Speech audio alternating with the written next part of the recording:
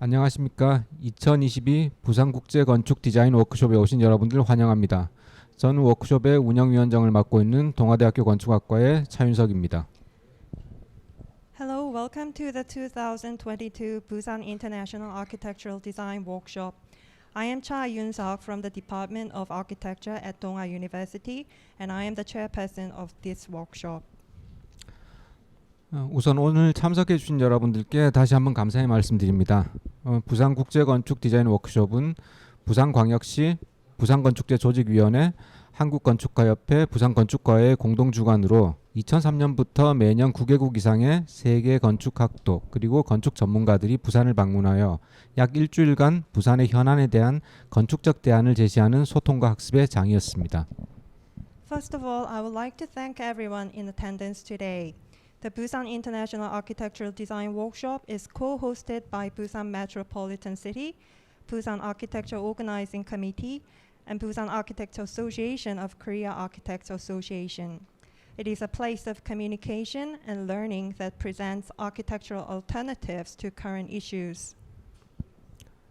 아쉽게도 2020년부터 코로나 사태로 인해 부득이하게 온라인으로 워크숍을 진행하고 있습니다. 내년에는 부디 여러분들을 부산에서 만날 수 있기를 바랍니다. Unfortunately, since 2020, due to the coronavirus crisis, we have been conducting online workshops. We look forward to seeing you all in person in Busan next year. 올해도 역시 여러분들을 만나지 못하는 아쉬움을 달래기 위해서 오프닝만큼은 라이브로 진행하게 되었습니다. 올해는 한국, 영국, 중국, 미국, 오스트리아, 캐나다, 싱가포르, 독일, 인도 총 9개국에서 15명의 튜터와 15개 팀, 총 45명의 학생들이 참가해 주셨습니다. This year too, to appease the regret of not being able to meet in person, the opening is being held live online. This year, 15 tutors and 15 teams from 9 countries, including Korea, Britain, China, America, Austria, Canada, Singapore, and Germany and India, participated with a total of 45 students. 그리고 올해 워크숍 기획에 많은 분들이 도움을 주셨는데요. 그 중에서 특히 우리 집행위원님들과 운영위원님들의 도움이 컸습니다. 여러분들께 한 분씩 소개시켜 드리도록 하겠습니다. 자리에 모시겠습니다. Many people have contributed to the planning of this year's workshop. Among them, our executive chairpersons, along with steering committee members, were particularly helpful, and I will introduce them to you. 부산건축제 유재우 집행위원장님 자리해 주셨습니다. Professor Yoo Jae-woo, the executive chairperson of the Busan Architecture Festival. 부산건축제 손숙희 부집행위원장님 자리해 주셨습니다. Son Soo-ki, the vice executive chairperson of the Busan Architecture Festival. 허진우 디바이어스 A 대표이십니다. Ha Jin-woo, CEO of D-Bias. 다음은 김용일 RDC 대표이십니다. Next is Kim Yong-il, CEO of RCD. 그리고 부산건축제 사무국의 이현지 씨입니다. And Lee Hyun-ji of the Busan Architecture Festival Secretariat. 그리고 제 옆에는 운영위원이시자 오늘 통역을 맡아주실 새띠 삼봉마을 도시재생 현장지원센터 사무국장 이민정 박사이십니다. And I am Dr. Lee Min-jung, Secretary General of the Seti Urban Regeneration Center and interpreter today. 자, 그리고 다음으로는 참가하신 튜터분들 소개를 하겠습니다. 한 분씩 이름을 부를 테니 손을 들어서 인사 부탁드리도록 하겠습니다. Next, we will introduce tutors who will be with you this year. I will call your name one by one, so please raise your hand and say hello. Professor Luke Pearson from UK. Hello. Professor Sinan Yuan from China. Hello. Hello. Hey, Nice hello. to all of you. Professor Daniel Lopez Perez from USA. Hello, everybody. Hi. Professor Taekwon Bak from USA. Hello, everybody. Professor Mildan Yadrik from Austria. Hi, everyone. Hi, nice to see you. Professor Shannon Bassett from Canada. Hi, everyone. I'm actually in India or Delhi, but nice to see you. Professor Michael Burdick from Singapore. Hello, good evening, everyone. Nice to see you. Professor Kum Park from USA. Hello everyone, my video is not working at this moment, but nice to see you everyone. Professor Ian Tabner from USA. Mr. Bennett Marburger from Germany. Yeah, hello. Nice to see you. Miss Ji Chang from China.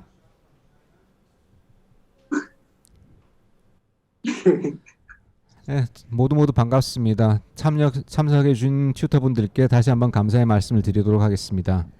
Thank you again, tutors. 다음으로 올해 워크숍에 참가해 주신 각 팀들과 간단하게 인사를 나누어 볼 차례입니다. 올해 총 5개국에서 15개 팀이 참여를 해주셨습니다. 제가 학교 이름을 부르면 다들 손을 들어서 인사해 주시면 감사하겠습니다. Next, let's briefly say hello to each team who participated in the workshop. A total of 15 teams from 5 countries are with us this year. When I call the school name, everyone, please raise your hands and say hello. 먼저 울산대학교 팀.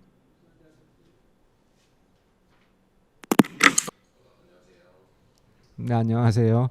자, 동아대학교 1팀. 동아대학교 1팀. 네, 안녕하세요. 네, 안녕하세요. 반갑습니다. 국민대학교. 네, 안녕하세요. 네, 안녕하세요. 동서대학교. 네, 안녕하세요. 네, 반갑습니다. 동아대학교 2팀. 네, 안녕하세요. 안녕하세요. 네, 반갑습니다. The next is Syracuse University. Everyone, nice to meet you. Hey, hello, nice to meet you. The next, Tianjin University Team 1. Hello, everyone. Nice to meet you. The next, Technische Universität Wien. everyone, 안녕하세요. 안녕하세요. Tianjin University Team 2.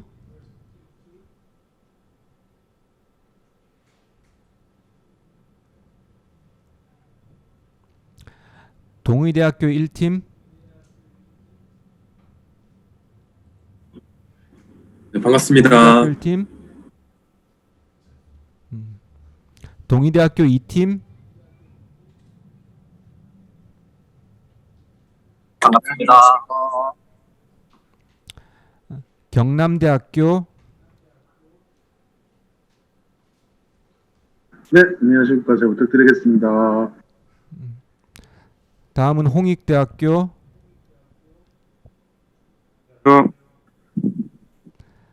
자, 다음으로 부산대학교. 안녕하세요. Okay, the last one, VIT University from India. Hello. 네, 반갑습니다. 참가해 주신 여러분들 다시 한번 감사드리며 환영합니다. Thank you to everyone and welcome again. 자, 다음으로 부산건축제 집행위원장이신 부산대학교 유재호 교수님의 인사 말씀과 개회선언 있겠습니다. 유재호 집행위원장님 모시겠습니다. Next, there will be greetings and opening remarks from Busan National University Professor Yu Jae-woo, who is the executive chairperson of the Busan Architecture Festival. Please welcome Yu Jae-woo. 반갑습니다. 예, 인사할까요? 네, 안녕하세요. 저는 2030 부산 엑스포 개최를 준비하고 있는 대한민국의 부산 건축제 집행위원장 유재우입니다. Hello, I am Yoo Jae-woo, the executive chairperson of the Busan Architecture Festival in the city of Busan, Korea, the city preparing to hold the 2030 Busan Expo. 네, 사이버 공간이지만 만나 뵙게 되어 대단히 반갑습니다. It's cyberspace, but it's very nice to meet you all. 네, 먼저 워크숍에 열정을 갖고 참여해 주신 모든 분들께 감사드립니다. Firstly, I would like to thank everyone participating with enthusiasm for the workshop. 네, 부산 건축제에서는 도시 건축적 문제에 대해 탐색과 대안을 위해서 세계 각국의 젊은 건축가들이 지혜를 공유하며 지금까지 성장해 왔습니다. At the Busan Architecture Festival, young architects from around the world share their wisdom to explore and find alternatives to urban architectural problems. 향후에도 새로운 사회적 이슈들을 발굴하고 공감할 수 있는 열린 공간이 되기를 기대합니다. We hope that it will become an open space where we can discover and sympathize with new social issues in the future. 네, 올해 워크숍 개최 배경을 설명드리고자 합니다. I would like to explain the topic of the background of this workshop.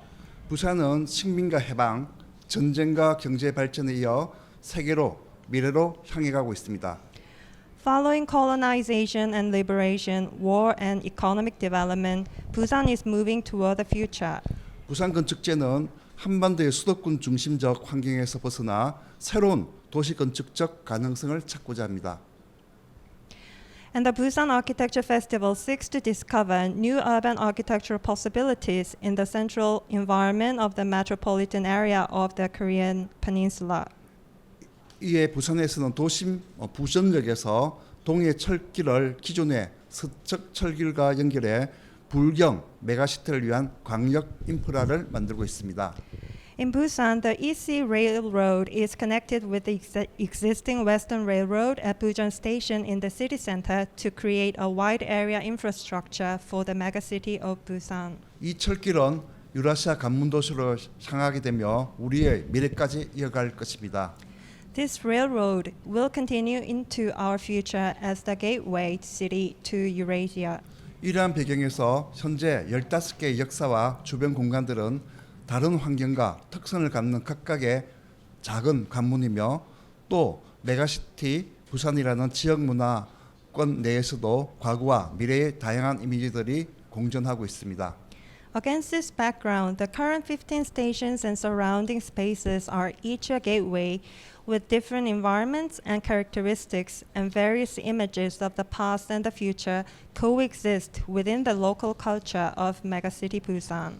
올해 주제는 메가시티 게이트 네트워킹으로 설정해서 초연결망 시대의 여러 가지 생각들을 담아내고자 하였습니다.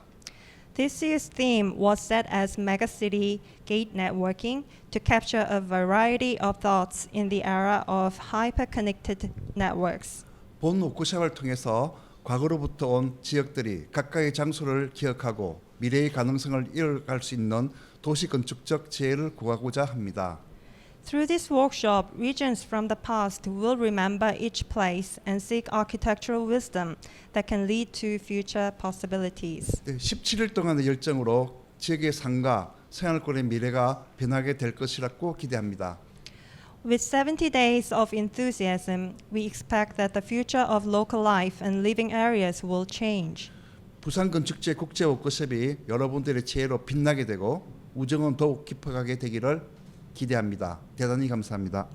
I hope that the Busan Architecture Festival's international workshop will shine with your wisdom and friendships will deepen. Thank you very much. 개막선을 할까요? 개막선을 하겠습니다. 그럼 지금 2022 부산국제 건축 디자인 워크숍 개막을 선언합니다. Now we announce the opening of the 2022 Busan International Architectural Design Workshop. 네, 유재우 집행위원장님께 감사드립니다. I would like to thank again Professor Yoo Jae-woo, Executive Chairperson. 그리고 올해 워크숍을 응원해 주시기 위해서 몇몇 분들이 축사를 보내주셨습니다. 박영준 부산광역시장님과 네덜란드의 세계적 건축가 그룹이죠. MVRDV의 위니마스가 축사를 보내주셨습니다. 깊은 감사의 말씀을 전해드리며 영상 함께 보시도록 하겠습니다. To support this year's workshop, several people sent congratulatory remarks. Let's see the congratulatory remarks of the mayor of Busan, Park Hyung-jun, and Winimas of MVRDV, a world-renowned Dutch architect group. Thank you very much for the congratulations. Please focus on the video. 안녕하십니까. 부산광역시장 박형준입니다. 2022 부산 국제 건축 디자인 워크숍에 참석하신 세계 각국의 건축학자 여러분, 그리고 튜터 및 워크숍 관계자 여러분 대단히 반갑습니다. 2022 부산 국제 건축 디자인 워크숍 개최를 진심으로 축하드립니다. 부산 국제 건축 디자인 워크숍이 올해로 20주년을 맞이하게 되었습니다. 이 워크숍은 2001년 대한민국 최초로 시작된 부산 건축제의 한 분야로서 부산의 건축적 현안에 대한 전 세계 건축학도들의 신선하고 참신한 아이디어와 대안을 모으는 참여와 토론회 장입니다. 올해 워크숍은 부산의 현안 중 대단히 큰 주제인 메가시티에 대해 다루고 있습니다. 부울경 메가시티는 부울경 3개 시도의 공동 발전뿐만 아니라 국가 균형 발전을 통해 대한민국의 새 미래를 열어갈 대단히 중요한 어젠다입니다. 특히 올해 워크숍에서 부울경 메가시티 성공의 가장 중요한 요소라 할 수 있는 철도 교통망과 그 주변 발전 방안을 제시해 주신다고 하니 저도 기대하는 바가 매우 큽니다. 다양한 건축적 대안이 제시되어서 부울경 메가시티 완성에 실질적인 도움이 되었으면 하는 바람입니다. 올해 워크숍에 참여하고 지원해 주신 모든 분들께 다시 한번 감사드리면서 참가자 여러분의 모두의 건승을 기원합니다. 감사합니다. Ladies and gentlemen, my name is Winnie Maas. I'm the M of MVRDV. I'm architect, landscape architect and urbanist. I'm one of the co-founders of the office, which is based in Rotterdam, where I am today, with offices in Shanghai, in Paris, in Berlin and New York.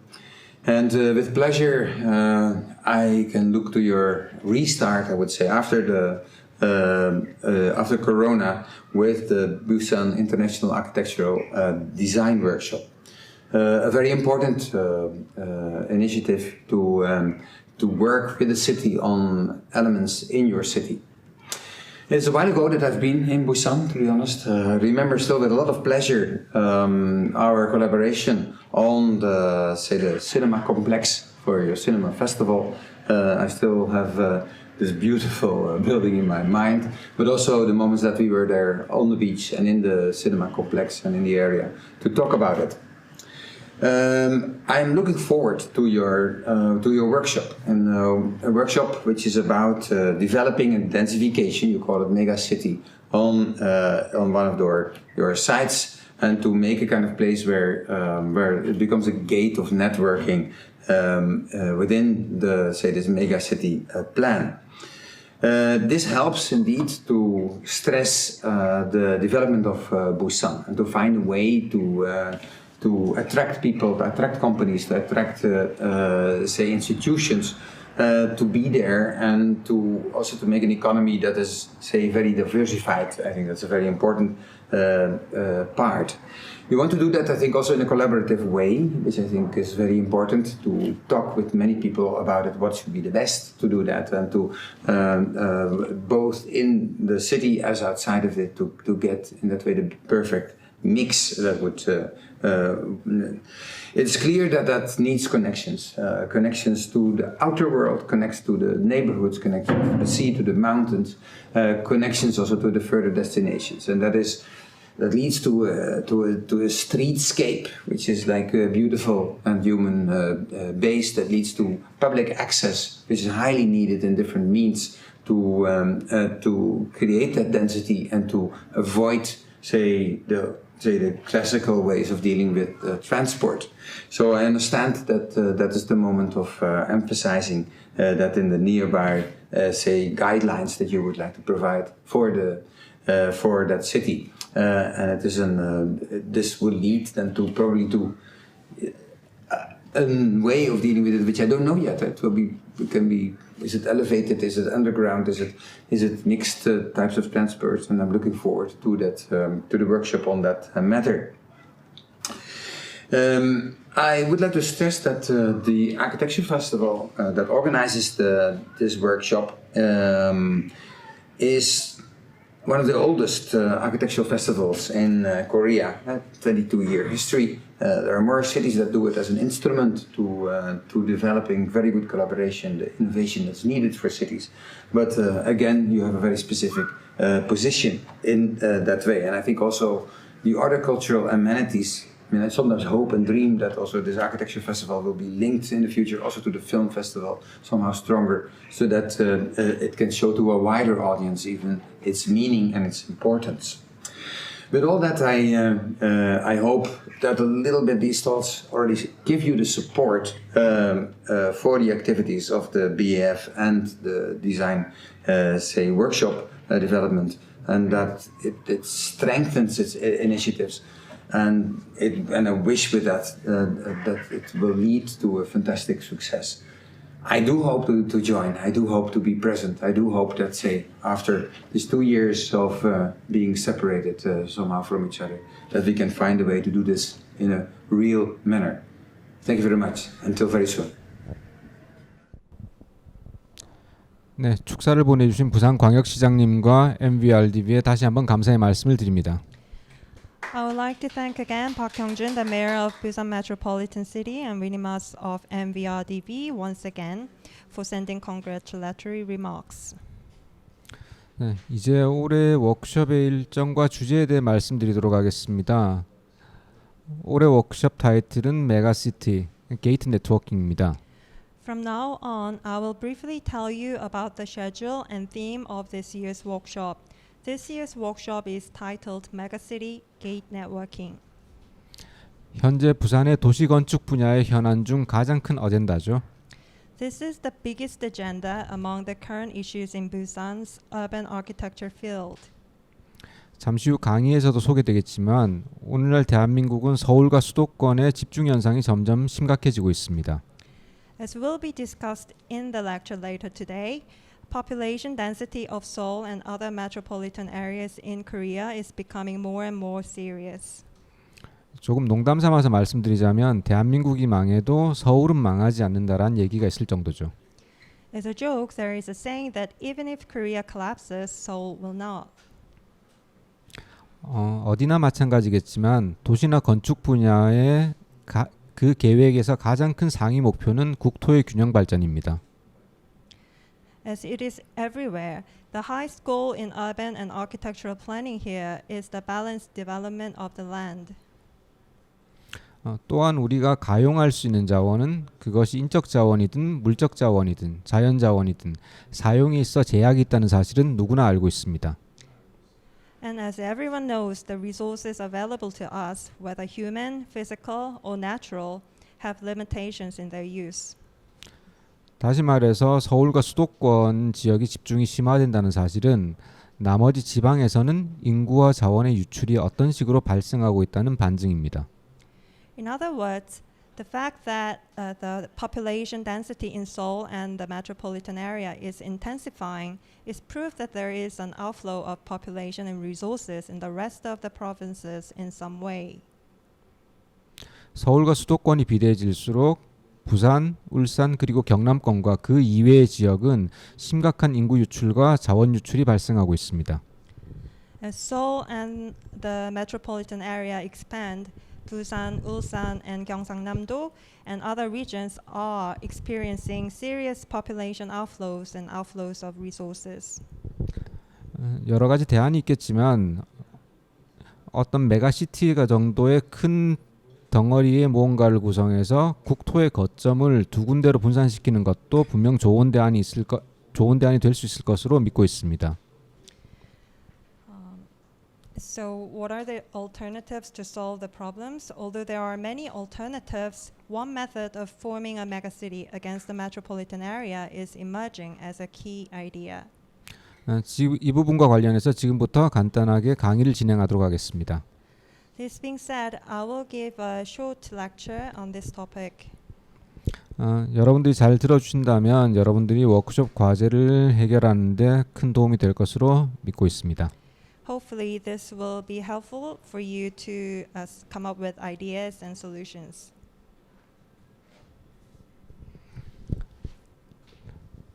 자, 지금부터 강의 진행하도록 하겠습니다. Now, today's lecture starts. 오늘 강의의 제목은 Megacity, It is the Urban Problem Stupid입니다. Today's lecture is titled Megacity, It is an Urban Problem Stupid. 어떻게 보면 좀 자극적일 수도 있는 그런 제목이죠.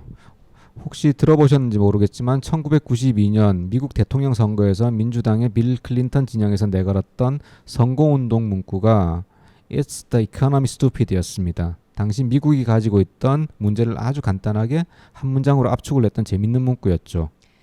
In a way, the title is a bit provocative, isn't it? If you've never heard of it, the campaign slogan of the Democrat Bill Clinton's camp in the 1992 U.S. presidential election was "It's the economy, stupid." It was an interesting phrase that condensed the problems the United States had at that time into one very simple sentence. 오늘 강의도 역시 내용은 아주 단순합니다. 우리가 오늘 이 짧은 시간에 메가시티에 관한 모든 것들 다 다루지는 못할 것이고요. 이번 워크숍의 주제가 왜 필요한지 정도가 언급이 될 겁니다. Today's lecture is also very simple. We won't be able to cover everything about megacities in the very short time today, but we'll be talking about why the topic of this workshop is necessary. 그리고 정말 이 주제가 우리가 가지고 있는 도시와 건축의 문제를 해결할 수 있는지에 대해서 그런 질문들을 여러분들께 던지면서 강의가 마무리될 예정입니다. And the lecture will conclude by asking you the question of whether this topic can really solve our urban and architectural problems. 자, 그럼 이제 시작하시죠. So let's get started. 목차입니다. 총 10개의 챕터로 구성되어 있고요. 강의를 하면서 하나씩 정리를 하도록 하겠습니다. Table of contents. We have a total of 10 chapters, and I will cover the contents one by one during the lecture. 첫 번째 챕터의 제목을 망하는 도시들이라고 지었습니다. The title of the first chapter is Falling Cities. 여기 보시면 제가 지도를 두 개를 가지고 왔는데요. 왼쪽의 지도는 2013년, 그리고 오른쪽의 지도는 2017년의 지도입니다. 색깔이 빨갛게 칠해져 있는데 이것이 무엇을 의미하느냐? 바로 우리나라의 쇠퇴지수입니다. I brought two maps. The map on the left is from 2013 and the map on the right is from 2017. It's painted red. What does this mean? That's the decline index.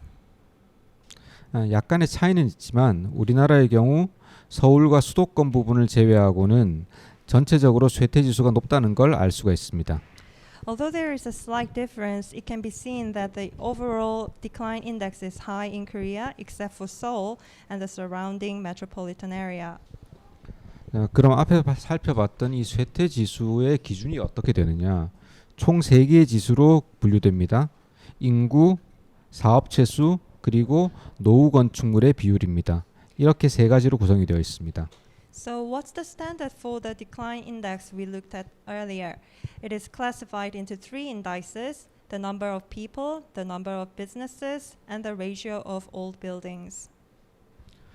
인구 같은 경우는 최근 30년간 인구 최대치 대비해서 현재 인구가 20% 이상 감소하거나 최근 5년 동안 3년 이상 연속으로 인구가 감소한 지역을 쇠퇴 지역으로 보고 있고요. Population of a region in decline is when the current population has decreased by more than 20% compared to the maximum population in the past 30 years, or where the population has decreased for 3 or more consecutive years in the past 5 years. 사업체 수의 경우 최근 10년간 총 사업체 수 대비 현재 5% 이상 감소됐거나 최근 5년 동안 3년 이상 연속으로 총 사업체가 감소한 지역을 쇠퇴 지역으로 보고 있습니다. Areas with a decrease of more than 5% or a decrease in the total number of businesses for 3 or more consecutive years in the past 5 years are also considered as declining areas. 노후 건축물의 경우 전체 건축물 중 20년 이상이 지난 건축물이 50% 이상일 경우 쇠퇴로 보고 있습니다. 그리고 이 세 가지 기준 중 2개 이상이 해당되는 지역이 쇠퇴 지역으로 분류가 됩니다. In the case of old buildings, if more than 50% of all buildings are over 20 years old, it is considered to be in decline. And regions that meet 2 or more of these 3 criteria are classified as declining regions. 물론 노후 건축물의 기준을 20년으로 잡고 유럽에 적용을 할 경우에 아마도 거의 대부분의 지역이 쇠퇴 지역으로 분류가 될 수 있을 겁니다. 하지만 이는 우리나라의 건축 상황과 유럽이 많이 다르기 때문에 그렇다고 이해해 주시면 될 것 같습니다. 이 부분에 대해서는 강의 중에 약간 언급이 될 겁니다. Of course, if we set the standard for old buildings as 20 years and apply them to Europe, most of the areas will probably be classified as declining areas. However, it should be understood that this is because the construction situation in Korea is very different from that of Europe. This will be discussed during the lecture. 자, 어쨌거나 이런 기준으로 우리가 쇠퇴를 진단을 했을 때 2013년의 경우 전체 지자체의 64.5%가 쇠퇴를 하고 있다. 그리고 2017년의 경우에는 전체 지자체의 69% 정도가 쇠퇴 지역으로 분류가 되었습니다. Moving on, when the decline was diagnosed based on these criteria in 2013, 64.5% of all local governments, and in 2017, about 69% were classified as declining areas. 자, 또 다른 자료를 한번 보시겠습니다. 국토연구원의 자료인데요. 소멸 위험 지역을 분석한 결과입니다. 이 자료에 따르면은 2117년, 즉 앞으로 약 100년 후에 수도권과 일부 지역을 제외하곤 그리고 대한민국 전역의 소멸 지수가 굉장히 높은 것으로 분석이 되었습니다. Let's look at another example. This is research data from the Korea Research Institute for Human Settlements, and it shows the results of analyzing areas at risk of extinction. According to this data, it is analyzed that the risk of extinction is high in 2117, that is about 100 years from now, except for the metropolitan area and some large cities. 자, 결국 우리가 현재 가지고 있는 모든 지표는 대한민국의 경우 수도권과 일부 지역을 제외하고는 쇠퇴 또는 소멸의 위험이 있는 것으로 판단되고 있습니다. So in the case of Korea, all indicators we currently have are judged to be in danger of decline or extinction, except for the metropolitan area and some large cities. 지금 보시는 그림은 한 광고 연구소에서 만든 지도인데요. 신대한민국 전도라는 지도입니다. 물론 이렇게 극단적이진 않겠지만 또 그렇게 되지도 말아야 되겠지만 지방의 쇠퇴와 소멸이 단순하게 넘어가야 될 문제가 아니라는 걸 그런 생각이 들게 하는 그런 그림입니다. The picture you see now is a map made by an advertising research lab. This is a map called Map of New Korea. Of course, it should not be so extreme, but it is a picture that makes you think that the decline and disappearance of a province is not simply a matter to be overcome. 자, 그렇다면 이제 이런 현상이 어떻게 일어났는지 그리고 정말 이런 현상들이 문제가 되는지에 대해서 알아볼 차례입니다. So now it's time to find out how this happened and if it really is a problem. 자, 우선 우리나라의 인구 성장에 관해서 한번 알아보도록 하겠습니다. 다양한 기관에서 분석한 다양한 자료들이 있습니다. First, let's take a look at Korea's population growth. There are large amounts of data analyzed by various institutions. 우선 왼쪽의 그림은 통계청에서 분석한 자료입니다. 2020년까지 여기 이 시점입니다. 아주 약간의 성장이 이루어진 후 그 다음부터 지속적인 감소 추세를 보여주고 있습니다. First of all, the figure on the left is data analyzed by the National Statistical Office. After very little growth through 2020, it continues to show a downward trend going forward. 오른쪽에 있는 이 두 가지 분석은 서울대학교 인구정책연구센터와 국회 입법조사처의 분석 자료입니다. The two analyses on the right are from the Seoul National University Population Policy Research Center and the National Assembly Legislative Research Office. 차이는 있지만 서울대학교의 경우 2300년경 우리나라의 인구가 약 100만 명에 불과할 것이라고 예측을 했고요. 국계 입법조사처의 경우 2750년경에 대한민국 자체가 소멸할 것이라는 분석을 내어놓고 있습니다. Although there is a difference, in the case of Seoul National University, the population of Korea is said to be about 1 million by 2300, and in the case of the National Assembly Legislative Research Office, it is analyzed that the Republic of Korea itself will disappear by 2750. 물론 이 자료대로 진행이 되진 않겠지만 현재 상황이 좋지 않다는 것만은 확실해 보입니다. Of course, this is only a prediction, but it does seem certain that things are not going well. 자, 다음은 우리나라의 출생아 수와 합계 출산율인데요. 1983년에서 1984년으로 넘어오게 되면서 합계 출산율이 2.06에서 1.74로 떨어졌습니다. The following is the number of births and the total fertility rate in Korea. From 1983 to 1984, the total fertility rate dropped from 2.06 to 1.74. 자, 여기서 합계 출산율이 1.74로 떨어졌다는 의미는 남자 여자 2명이 만나서 아이를 놓는 숫자가 채 2명이 되지 않는다는 의미죠. 이 말은 무슨 말이냐면 결국에 인구가 유지가 되지 않고 감소할 수밖에 없다라는 의미입니다. The fact that the total fertility rate has dropped to 1.74 means that the result of two people meeting and having children will not be two, meaning, again, that the population will eventually decline, not maintain. 보통 합계 출산율이 2.1 이하로 떨어지게 되면은 인구 감소에 경고등이 켜졌다는 그런 의미가 되죠. 그래서 정부에서는 다양한 출산 장려 정책을 시행하곤 합니다. Usually, when the total fertility rate falls below 2.1, it means that a warning light has been turned on for population decline, and the government often implements various policies to encourage fertility. 자, 그렇다면 이제 우리나라의 지난 인구 정책에 대해서 한번 알아보도록 하겠습니다. 지금 여기서 보시는 그래프에서처럼 1940년대, 50년대 한국 전쟁 이후에 여기에 급속하게 인구가 늘어있던 이런 시점이 보이실 겁니다. 급속한 인구의 폭발 시기였고요. 전쟁으로 거의 모든 사회 기반 시설이 파괴된 상황이었습니다. 따라서 이 당시의 인구 증가는 국가적인 부담이 되었으면 분명합니다. 그리고 또한 이 당시에는 사실 제대로 된 인구 정책이라고 할 것도 없었습니다.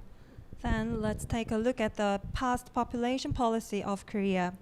As shown in the previous graph, the 1940s and 1950s were a period of rapid population explosion after the Korean War. It is clear that the population growth has become a national burden, with almost all infrastructure destroyed by the war. In fact, there was no proper policy on the population at this time. 1960년대 이후에 이제 인구 억제 정책을 펴기 시작을 했습니다. 하지만 불과 30년도 지나지 않아서 인구 감소가 피부로 와닿기 시작했고요. 다시 이때 출산 장려 정책을 펴기 시작했습니다. After the 1960s, a population suppression policy began to be implemented. However, within just 30 years, the declining population began to be felt, and policies to encourage childbirth began. 자, 그러면 이 시점에서 과연 인구가 줄어드는 것이 뭐가 그렇게 큰 문제인가라고 질문하시는 분들이 분명히 계실 거예요. 몇 가지 사례를 통해서 한번 알아보도록 하겠습니다. There will surely be some people who ask whether population decline is a big problem. Let's take a look at a few examples. 첫 번째 사례는 미국의 디트로이트입니다. 한때 미국 자동차 산업을 이끌었던 도시죠. 그리고 미국 미시건주의 최대 도시였고요. 면적은 약 370제곱킬로미터 정도, 현재 인구는 약 64만 명 정도 된 도시입니다. 오데오와 캐나다 국경과 접하고 있어서 교통 발달과 시장 개척에 굉장히 유리한 입지를 가지고 있었습니다. The first example is Detroit in America. It was once a city that led the American automobile industry. It was the largest city in Michigan. It covers an area of about 370 square meters and currently has a population of about 640,000. As it borders the Great Lakes and the Canadian border, it has an advantageous location for transportation development and market development. 자, 이러한 입지 덕에 디트로이트는 물류와 사람이 몰리기 시작하면서 급속하게 도시가 성장하기 시작을 했습니다. Because of this location, Detroit began to grow rapidly as logistics and people began to flock to it. 자, 디트로이트의 인구 변화를 한번 살펴보도록 하겠습니다. 약 20세기 초반에 급속한 성장이 시작이 되었고요. 그리고 1950년대에 180만 명을 넘어서는 정점을 찍었습니다. 그리고 그 이후 다시 급속하게 줄어들기 시작해서 약 70년 만에 인구가 60만 명으로 감소를 했습니다. Looking at the demographic change of Detroit, rapid growth began in the early 20th century and peaked in the 1950s with over 1.8 million people. After that, it began to decline rapidly again, reducing the population to 600,000 in 70 years. 1920년대 디트로이트는 미국에서 네 번째로 큰 도시였고요. 우리가 잘 알고 있는 포드, GM, 크라이슬러 이 세 메이저 자동차 회사가 모두 자리 잡고 있었습니다. 생산이 활발하다 보니까 자연스럽게 인구가 유입되었고 이는 디트로이트시의 세수 증가로 이어졌습니다. In the 1920s, Detroit was the fourth largest city in the United States. Ford, GM, and Chrysler, these three major automakers were all located there. The boom in production resulted in a natural influx of people, which led an increase in Detroit's tax revenue. 자, 하지만 자동차 산업의 경쟁력이 미국에서 개발도상국으로 이전되기 시작했습니다. 그러면서 미국의 자동차 산업이 쇠퇴하기 시작했고요. 이미 높아진 임금 그리고 사회 간접 비용, 경쟁력 쇠퇴 등으로 인해서 디트로이트의 산업이 몰락하기 시작했습니다. However, as the competitiveness of the automobile industry shifted from the United States to developing countries, the automobile industry began to decline. 거기에 인종 갈등, 이 인종 갈등으로 인한 폭동 등의 여러 가지 사회 문제들이 겹치면서 인구가 유출되기 시작했습니다. 여기서 문제는 뭐냐면 유출된 인구의 대부분이 구매력이 있는, 즉 세금을 많이 내는 사람이었다는 거죠. 인구가 줄어들면서 빈 건물은 증가했고요. 범죄가 증가하기 시작합니다. Detroit's industry began to collapse due to high wages, social overhead costs, and declining competitiveness. The problem here is that most of the population that leaked out was people with purchasing power, that is, people who paid a lot of taxes. As the population dwindled, vacant buildings increased and crime began to rise. 세수가 줄어드니 이제 디트로이트시의 부채가 늘 수밖에 없었고요. 빚을 갚기 위해서 남아있는 사람들의 세부담이 증가합니다. 이런 세부담은 가처분 소득의 감소로 이어지고 구매력이 하락합니다. As tax revenues decreased, the city's debt inevitably increased, and the tax burden of those remaining to pay off the debt increased. The levy led to a decline in disposable income and a decrease in purchasing power. 2008년 이후에 디트로이트 공원의 70% 정도가 폐쇄가 되었고요. 경찰 인력은 10년 동안 40% 가까이 감소를 했습니다. 결국 2013년에 미국의 포브스 선정, 미국에서 가장 비참한 도시 1위로 선정되면서 미국 역사상 처음으로 도시 파산을 신청했습니다. Since 2008, 70% of Detroit parks have been closed, and the police force has decreased by nearly 40% in 10 years.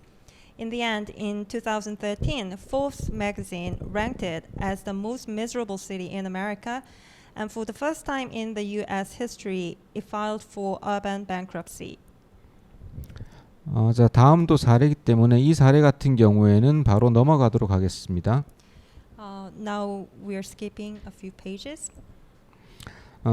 자, 지금까지 살펴본 것처럼 도시가 파산에 이르는 과정은 산업이 몰락 그리고 인구 유출로 시작돼서 급속하게 진행됩니다. 하지만 도시가 한두 개도 아니고 뭐 하나 정도 망할 수도 있지 이런 생각을 가지고 있는 분들도 분명히 계실 겁니다. 그런 질문을 하는 분도 계실 거고요. As we've been so far, the process of a city to bankruptcy begins with the collapse of industry and the outflow of population and proceeds very rapidly. But just one or two cities, you might ask, what's the problem? 자, 그러면은 과연 어떤 일들이 발생할 수 있는지 한번 살펴보도록 하겠습니다. Let's take a look at what could happen. 자, 앞서 살펴본 것처럼 도시가 하나 파산을 맞이했죠. 그렇다면 이 파산을 맞이한 도시는 우리가 게임을 하듯이 무슨 온라인 게임 맵에서 그냥 삭제를 해버리면 되는 걸까? 그렇지 않습니다. 그래서 문제가 발생하는 거고요. As we saw earlier, one city went bankrupt. If so, can this ruined city just be deleted from the game map as we just play the game? It's not just like that, so there's a problem. 도시가 망해도 기존의 인프라는 그대로 남아 있습니다. 그리고 또 일부에서는 나는 절대로 고향을 떠날 수 없다면서 버티는 사람들도 있고요. 물론 또 여건이 되지 않아 남아있는 사람들도 있죠. 많든 적든 세금을 받다 보니 공공 서비스는 제공이 되어야 하고요. 그러니까 공무원도 남아있어야 되겠죠. Even if the city collapses, the existing infrastructure remains, and there are those who say that I can never leave my hometown. Of course, there are those who remain because of circumstance. Public services must be provided because these people are taxed. So civil servants must remain as well. 자, 기존에 남아있던 인프라들은 관리를 해주지 않으면 금방 망가지기 시작합니다. 그러니까 관리를 해주는데 그럼 관리에 드는 비용이 필요할 겁니다. 그리고 또 이 관리를 하는 공무원들의 월급도 줘야 하고요. If the existing infrastructure is not managed, it will start to break down quickly. So you have to manage it. Then you will have to pay for maintenance as well. Civil servants should also be paid salaries. 자, 이미 어느 정도 인구 유출이 일어난 지역에서는 자체 세수로 감당하기 힘들어진다라는 거죠.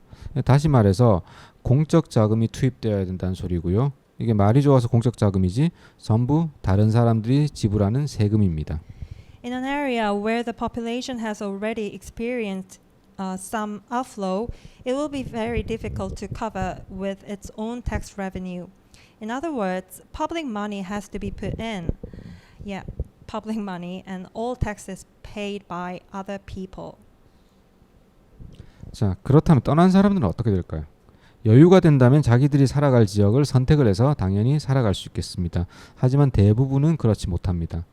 가장 일반적인 경우는 가까운 지역으로 흡수가 되는 거죠. So what will happen to those who have left? If they can afford it, they can choose the area they want to live and just go there. But most don't. In the most common sense, they are absorbed into the immediate surrounding area. 물론 주변 지역에 흡수되는 인구도 어느 정도 규모까지는 가능할 겁니다. 하지만 결국 이것도 어느 순간에는 한계에 부딪히게 되겠죠.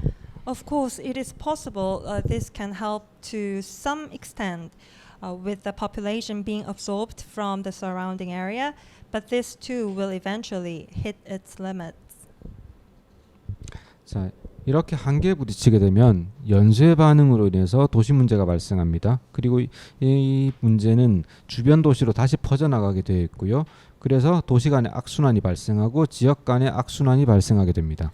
When this limit is hit, a chain reaction causes urban problems, and it spreads back to the surrounding cities, creating a vicious cycle between cities and a vicious cycle between regions.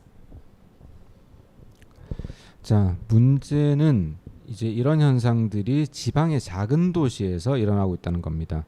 사람도 그렇지만 덩치가 크고 몸이 튼튼한 사람들은 조금 아파도 금방 회복이 되죠. 그런데 병약하고 작은 사람들은 그렇지 못합니다. The problem is that this is happening in small rural towns. Just like people, cities which are big and strong will recover very quickly even if they get sick a little, but the sick and small area is not like that. 자, 우리나라 지방 도시의 현실을 한번 살펴봅니다. 경제 발전이 시작된 1970년대부터 약 50년간 지방의 중소도시는 지방의 중소도시는 대도시로 노동력을 공급하는 역할을 수행해 왔습니다. 왜냐하면 산업화가 대도시를 중심으로 이루어졌기 때문입니다. Let's take a look at the reality of local cities in Korea. For about 50 years from the 1970s, when economic development began, local small and medium-sized cities have played the role of supplying labor to large cities because industrialization was centered around large cities. 과거에 농촌에서 도시로 노동력을 공급을 해왔다면 오늘날에는 중소도시가 대도시로 노동력을 공급하는 역할을 하고 있습니다. Whereas in the past, labor was supplied from rural areas to cities, today, small and medium-sized cities are playing the role of supplying labor to large cities. 자, 이런 현상 크게 두 가지 결과를 가져오게 되는데요. 인구가 증가하면 다양한 인프라들이 필요해지기 때문에 개발 사업이 늘어나게 됩니다. 여기에 맞춰서 상업 시설이 늘어나게 되고요. 기업이 유치되죠. 기업이 유치되니까 다시 일자리가 늘어나게 되고 일자리를 찾아서 다시 또 인구가 유입됩니다. This phenomenon has two major consequences. As the population increases, infrastructure is needed, so development projects increase. In line with this, commercial facilities increase and companies are attracted. When businesses are attracted, more jobs are created and the population is again in flux in search of jobs. 자, 일하는 사람이 늘어나니까 자연스럽게 도시의 세금도 증가하죠. 하지만 어떤 도시든지 한계는 가지고 있습니다. 유입되는 인구를 전부 수용할 수 있으면 우리가 문제가 없겠지만 그렇지 못한 경우에는 결국 도시 문제가 발생할 수밖에 없다는 거죠. As more people work, the city's taxes will naturally increase. But any city has its limits. If we can accommodate the influx of people, there will be no problems. But if we don't, we will eventually have urban problems. 도시 문제가 발생하게 되면은 인구 감소 현상이 발생됩니다. 이제 앞에 있던 과정과는 전혀 반대의 현상이 발생하게 되죠. 인구가 줄어드니까 지금까지 활발하던 그런 개발 사업이 불필요해지고요. 기존의 시설들이 비게 됩니다.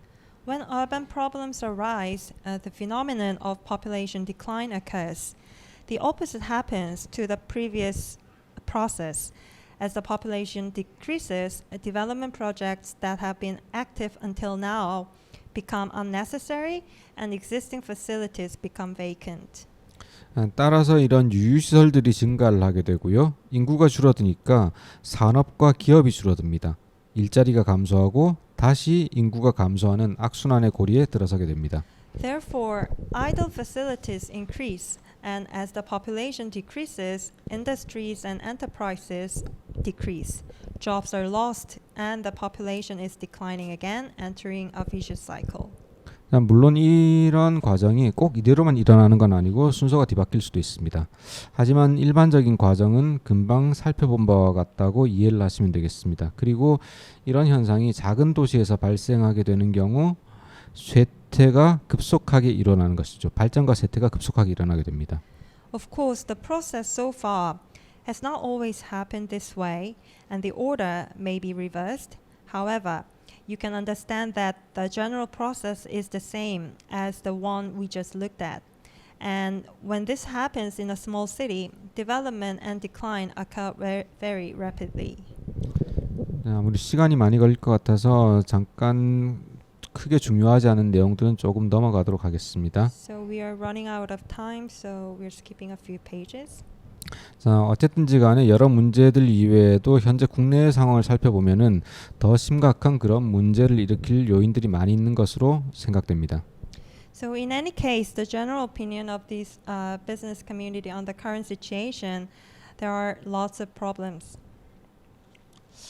특히 이제 전 세계적인 저성장 그리고 고령화 이게 우리나라에 미치는 문제는 특히나 우리나라 국토공간 변화에 큰 역할을 하고 있다는 거죠. 물론 지방 중소도시 쪽에는 더 안 좋은 방향으로 변화를 시키고 있습니다. In particular, the global low growth phase and aging population are changing Korea's land space, of course, in a bad direction for small and medium-sized cities in the provinces. 이게 우리나라의 경제 성장률을 나타낸 그래프입니다. 1950년대부터 2009년부터 현재까지의 자료인데요. 보시면 아시겠지만은 크게 몇 번의 위기가 있었습니다. 크게 몇 번의 위기가 있었는데 세세한 부분까지 설명을 하기에는 너무 시간이 걸리니까 이 부분은 넘어가도록 하겠습니다. This is a graph showing the rate of economic growth in Korea. Data is from the 1950s to the present, and as you can see, there have been several crises. It would take too long to explain in detail, so I'll skip it. 자, 어쨌든 현재 상황 그리고 특히나 코비드-19 사태 이후로 경제계의 일반적인 의견은 더 이상 고도 성장은 없다라는 겁니다. 과거와 같이 10% 이상의 성장을 하던 시기는 지나갔다라는 거죠.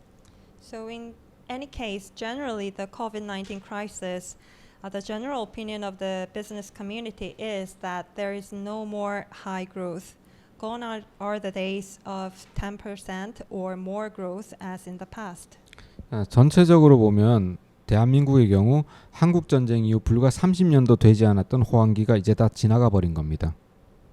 So overall, the boom period of less than 30 years after the Korean War has now passed. 특히 2009년 글로벌 금융위기 이후로 전 세계가 아직까지 경기 회복이 되지 않은 상태에서 맞은 이런 팬데믹과 경기 침체는 이제 앞으로 더더욱 힘들어질 것이라는 전망을 보여줍니다. In particular, the pandemic and economic stagnation, which has been an issue since the global financial crisis in 2009, and while the global economy has not yet recovered, shows that it will be even more difficult in the future. 자, 이렇게 경기 침체에 대한 전망 그리고 요즘 터지고 있는 전쟁 그리고 오르는 금리, 물가 물론 이 문제가 한국만의 문제는 아니고요. 이러한 문제들은 경제 움직임의 방향을 바꾸어 놓습니다. 다시 말해서 전체적인 양적 성장이 둔화되는 시기에는 극단적인 효율성을 추구하기 마련입니다. Such forecasts for economic recession, war, rising interest rates and inflation, of course, are not unique to Korea. However, they change the direction of economic movement. In other words, we tend to seek extreme efficiency in times of slowing overall quantitative growth. 자, 다시 말해서 어떤 식으로든지 투자는 계속되어야 되고요. 이 투자는 잘 되고 있는 곳에 집중이 되는 거죠. In one way or another, investment goes on, and this investment is focused on what is doing well.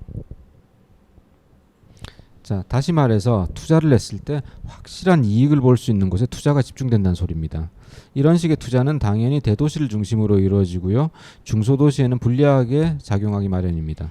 In other words, when you invest, your investment is concentrated to where you can see a definite profit.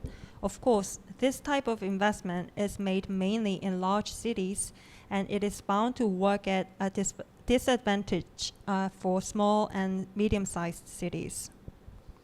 자, 이러다 보니까 지방 중소도시에 일자리가 축소되기 시작하고요. 일자리가 줄어들다 보니까 인구가 유출됩니다. 물론 이런 저성장 시기에도 잘 버티고 있는 중소도시들이 몇몇 있긴 합니다. 우리나라의 경우는 대부분이 수도권에 위치한 서울 근교의 도시들입니다. As a result, the job market is starting to shrink in small and medium-sized cities in the provinces. And as job availability is shrinking, the population outflows to an area with better opportunities. Of course, there are small and medium-sized cities that have survived this low growth period well. But in the case of Korea, most of them are cities near Seoul located in the metropolitan area. 자, 그런데 성장이 어느 정도 궤도에 오르게 되면 성장은 자연스럽게 둔화되거나 멈추게 되어 있습니다. 다시 말해서 세상에 어떤 것도 무조건 커지기만 하거나 아니면 무조건 작아지기만 하는 건 아니거든요. 이건 거의 자연 법칙과 유사합니다. However, when growth is on track to a certain extent, growth naturally slows down or stops. Because nothing in the world only increases or decreases unconditionally. It's almost like the laws of nature. 자, 성장이 둔화되는 이런 시기에는 결국에는 제로섬 게임이 됩니다. 누군가가 많이 가져가게 되면 누군가는 잃게 되는 거죠. 앞에서 살펴봤던 것처럼 대도시에 투자가 이루어지기 시작을 하면은 당연히 중소도시엔 투자가 되지 않고요. 이로 인해서 불안감은 점점 커져만 갑니다. In times of slow growth, it's a zero-sum game. When someone takes a loss, someone else loses. As mentioned earlier, if investments are made in large cities, of course, investments are not being made in small and medium-sized cities. As a result, anxiety only grows. 자, 다음에 몇 페이지는 그냥 간단한 설명이니까 이 부분은 뛰어넘도록 하겠습니다. Next few pages are only explanations, so I'm going to skip. 45페이지요. 자, 앞서 두서없이 살펴봤는데 정리를 하자면은 다음과 같습니다. 이제 현재 우리 상황 같은 경우에는 물론 우리 상황뿐만 아니고 전 세계적인 상황입니다. 저성장, 금리 인상, 고물가, 고령화 등으로 인한 양극화와 4차 산업혁명으로 인한 노동시장의 변화입니다. To summarize, it is as follows. Our current situation is, of course, a global situation. It is the polarization caused by low growth, interest rate hikes, high inflation, and an aging population with changes in the labor market due to the fourth industrial revolution. 그리고 이런 변화들이 우리한테 결코 긍정적이진 않다라는 거죠. And this type of change is never positive to us. 자, 특히 지방의 중소도시들 같은 경우에는 이러한 현상이나 변화에 대처할 능력들이 많이 떨어집니다. 결국 이런 현상이 심화되면은 이제 다음과 같은 결과를 가져오게 됩니다. In particular, small and medium-sized cities in rural areas are less able to cope with these phenomena or changes. Eventually, if this phenomena worsens, it will bring about the following. 공공 서비스 예산의 효율성이 감소되고요. The efficiency of the public service budget will decrease. 결국 이로 인해서 지방 재정의 위기가 발생하게 될 겁니다. And there will be a crisis of local finances. 또한 고령화 사회의 치명적인 단점인 복지 비용 증가로 인해서 중앙 정부에 대한 의존이 커질 수밖에 없다. Also, the increase in welfare costs, which is a fatal disadvantage of an aging society, will increase our dependence on a central government. 결국 이 모든 현상들이 부메랑처럼 돌고 돌다가 결국 악순환의 늪으로 빠져들 수밖에 없다는 것이 현재의 전망입니다. In the end, the current outlook is that all these phenomena will go round and round, and a vicious cycle will inevitably fall into a swamp. 자, 지금까지 문제에 대해서는 충분히 언급을 한 것 같습니다. 하지만 여기서 중요한 점은 문제에 대한 언급이 아니라 문제를 제대로 인식하고 있냐는 점이죠. 문제를 제대로 인식을 해야지 제대로 된 질문을 할 수 있고 그리고 제대로 된 질문에서 제대로 된 해답이 나오기 때문입니다. I think I've mentioned enough about the problems, but the point here is not to just mention the problems, but to be aware of the problems. It is only when the problems are properly recognized that the right questions can be asked and the right answers will come from there. 자, 우리나라에서 이런 지방 도시의 쇠퇴는 1990년대 중반에 나타나기 시작했습니다. 그런데 이 지방 쇠퇴에 대한 논의가 시작된 시점은 2006년경이었습니다. 이미 현상이 나타나고 나서 10년이 경과를 한 그런 시점이었습니다. In Korea, signs of decline in local cities began to appear in the mid-10 years since the phenomenon first appeared. 당시 정부는 이 쇠퇴라는 것이 생각보다 빠르다는 것에 되게 당황을 했었고요. 도시재생사업단을 구성해서 대안을 모색하기 시작했습니다.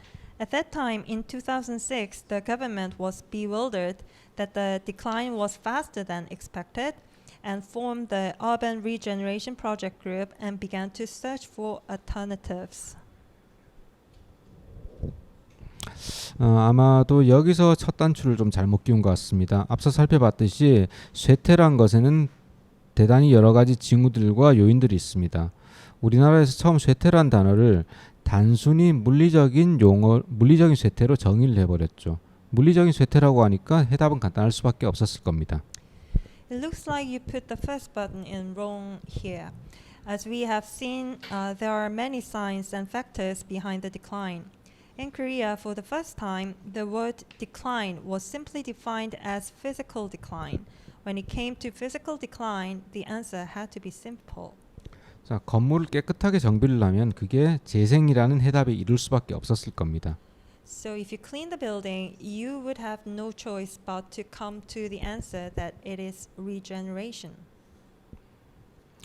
자, 앞서 언급을 했지만 쇠퇴는 경제적인 쇠퇴, 사회적 쇠퇴, 물리적 쇠퇴가 순차적으로 혹은 동시다발적으로 일어납니다. 다시 말해서 절대로 하나의 원인만 작용을 하는 게 아니라는 거죠. As mentioned above, a decline is a sequential or simultaneous occurrence of economic, social, and physical decline. In other words, there is never just one cause. 자, 결국 이런 문제는 우리가 알고 있던 도시 문제로 귀결이 됩니다. 그리고 이제 도시 문제, 특히 근대 이후의 도시 문제는 아직까지 인류 역사상 해결된 적이 없죠. In the end, these issues actually led to the urban problems that we knew. And these urban problems, especially the postmodern urban problems, have not been solved yet. 자, 이러한 쇠퇴에는 전 세계적으로 공통적인 몇 가지 원인이 있습니다. 기반시설 노후, 경제적 침체, 그리고 교외화, 재정 부담 능력 저하, 인종, 계층 간의 갈등, 그리고 자본주의 내 불균형 등이 대표적인 원인이라고 할 수 있습니다. There are several common causes of this decline.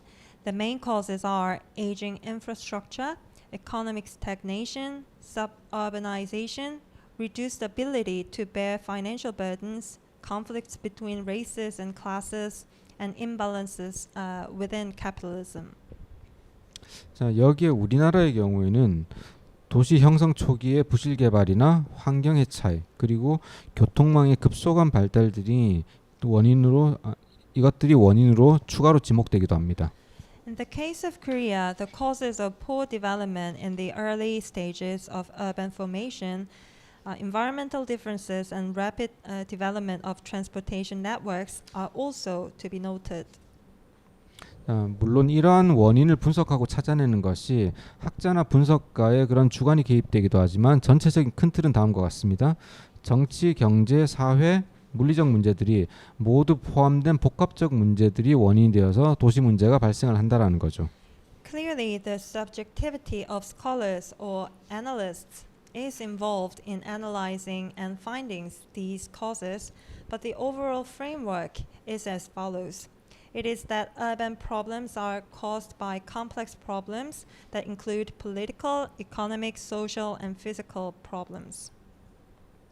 자, 이쯤에 와서 우리가 생각해 봐야 될 게 만약 문제의 원인이 하나라면 우리는 그 문제 하나에 집중해서 해결을 하면 괜찮을 것이다.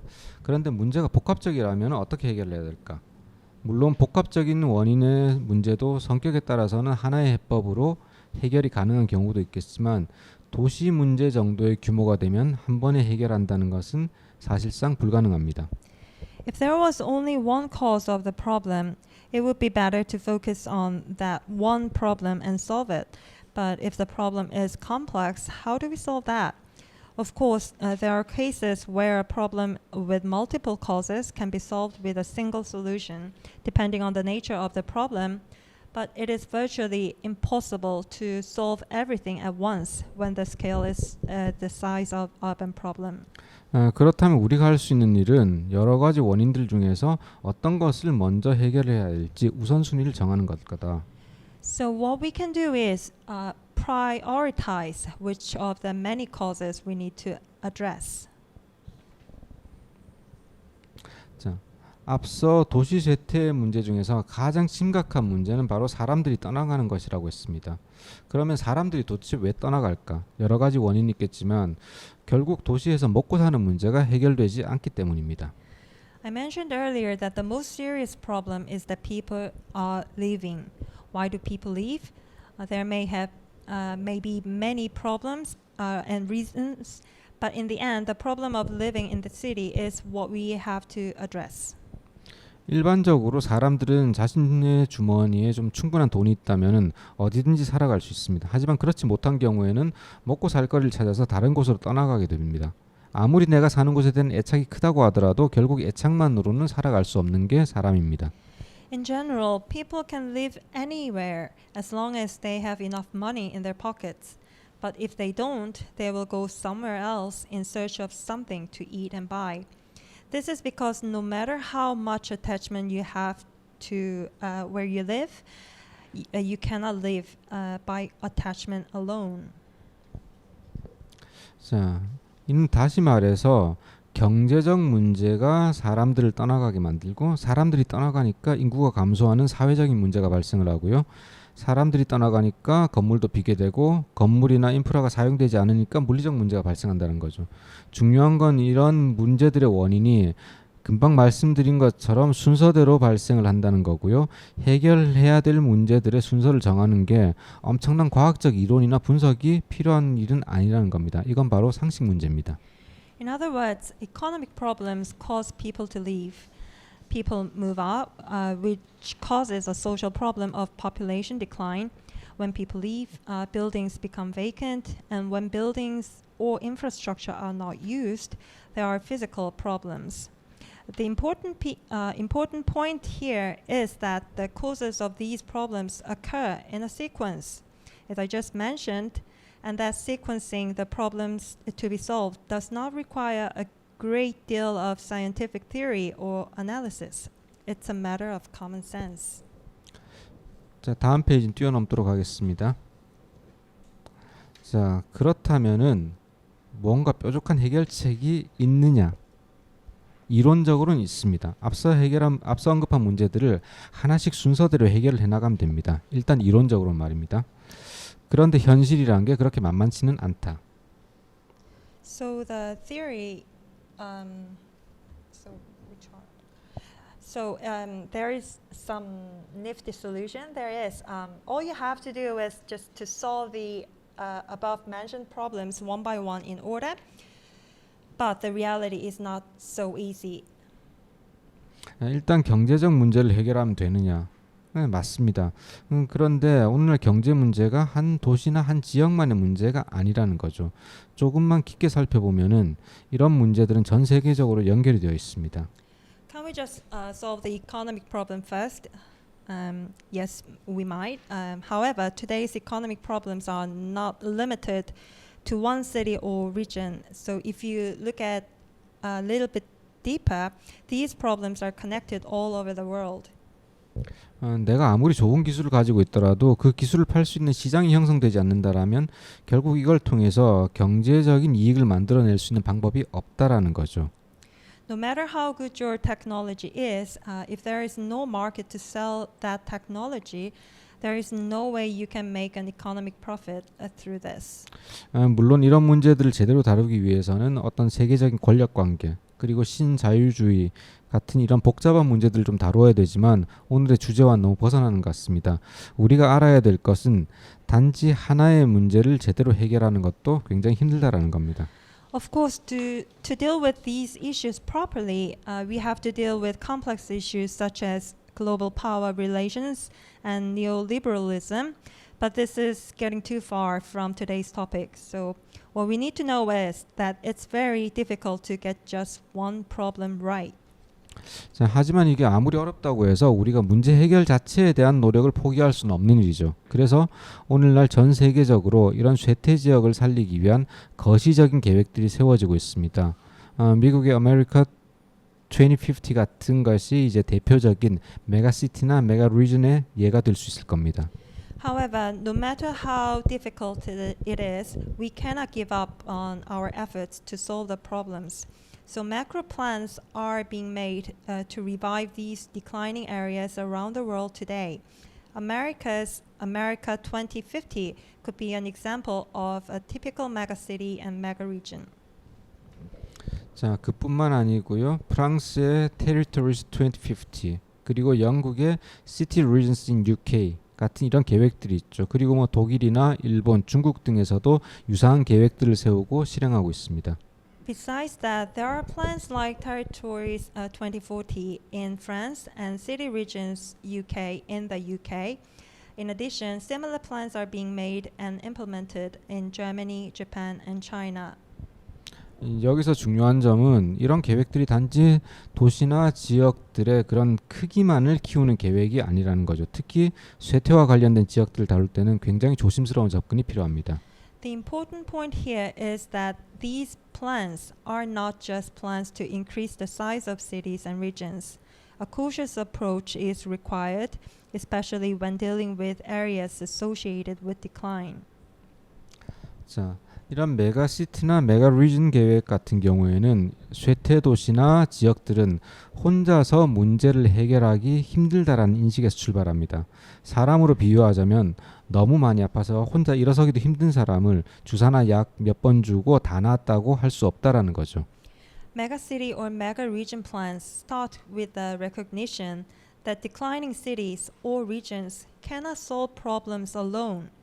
If you compare it to a person, it is impossible to say that they are healed simply by giving a person who is just too sick to stand up on his own on his own, like injections or a few doses. 너무 아플 때는 주변 사람들의 도움이 반드시 필요한 것처럼 도시나 지역도 역시 마찬가지라는 겁니다. 우선 내가 스스로 일어설 수 있을 때까지는 도움을 받아야죠. 그리고 일어선 후에야 체력을 키워서 더 튼튼하게 만들 수 있습니다. Just as you need help from people around you when you are very ill, so does the city or region. First of all, you need help until you can stand on your own. Only after standing up can you increase your stamina and make yourself stronger. 자, 여기서 가장 중요한 과정이 바로 스스로 일어서는 과정입니다. 이 과정이 너무 힘들기 때문에 주변의 도움이 필요한 거죠. The most important process here is the process of standing up on your own. Because this process is so difficult, you need help from those around you. 따라서 우선 규모를 키워서 어느 정도의 성장 동력을 확보하고 스스로 자립할 수 있을 때 전체 지역과 국토가 균형적으로 발전할 것이라는 그런 계획입니다. Therefore, we need a plan where the entire region and the national land will develop in a balanced way so that it is able to become self-reliant by securing a certain amount of growth engine by increasing the scale. 자, 그렇다면 이제 이런 계획들이 과연 제대로 목표를 달성할 수 있을까? 현재로서 말씀드릴 수 있는 것은 이론적으로는 가능하다. 하지만 결과는 미지수이다라는 말을 할 수밖에 없습니다. 왜냐하면 아직 한 번도 이런 계획을 세우고 실행하고 그 결과를 본 적이 없기 때문입니다. If so, can these plans achieve our goals? For now, it is theoretically possible, but it can only be said that the result is unknown, because we've never actually made a plan like this, put it into practice, and seen the results. 자, 중요한 건 여러분들이 건축이나 도시를 계획을 할 때 단지 하나의 건물, 하나의 도시만을 계획을 내서는 안 된다는 걸 인식하는 일입니다. 특히 오늘날 도시 문제는 단지 한 도시만의 문제는 아니고요.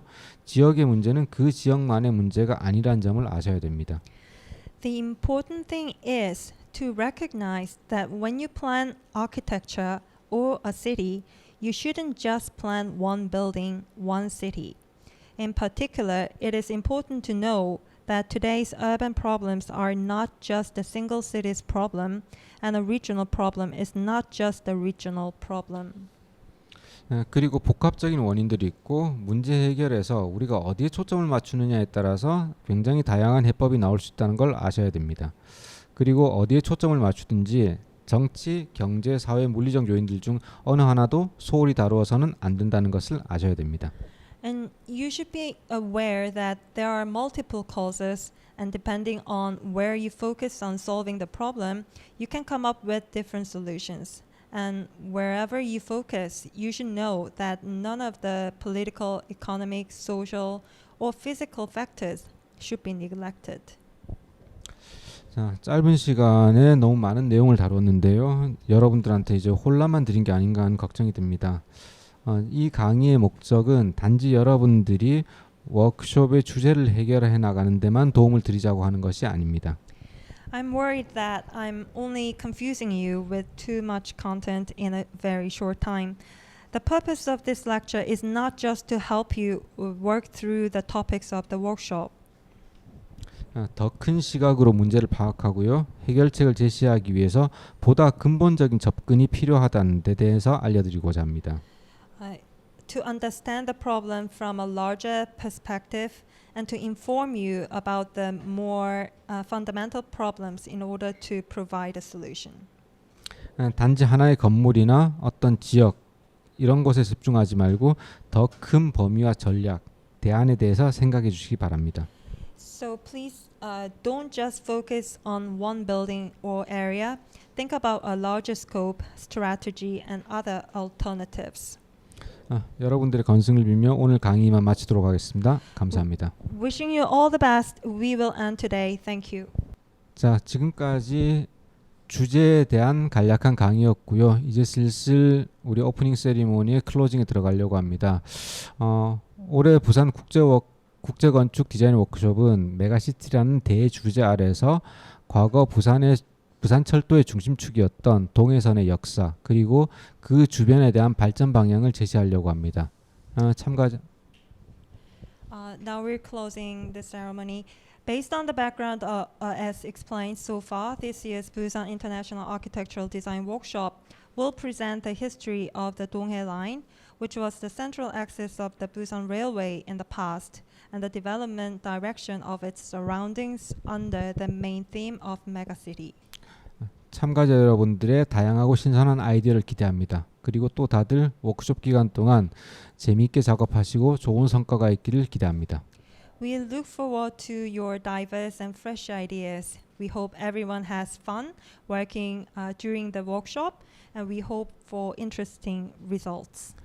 자, 이상으로 2022 부산 국제 건축 워크숍 개막식을 마치도록 하겠습니다. 감사합니다. This concludes the opening ceremony of the 2022 Busan International Architecture Workshop. Thank you very much.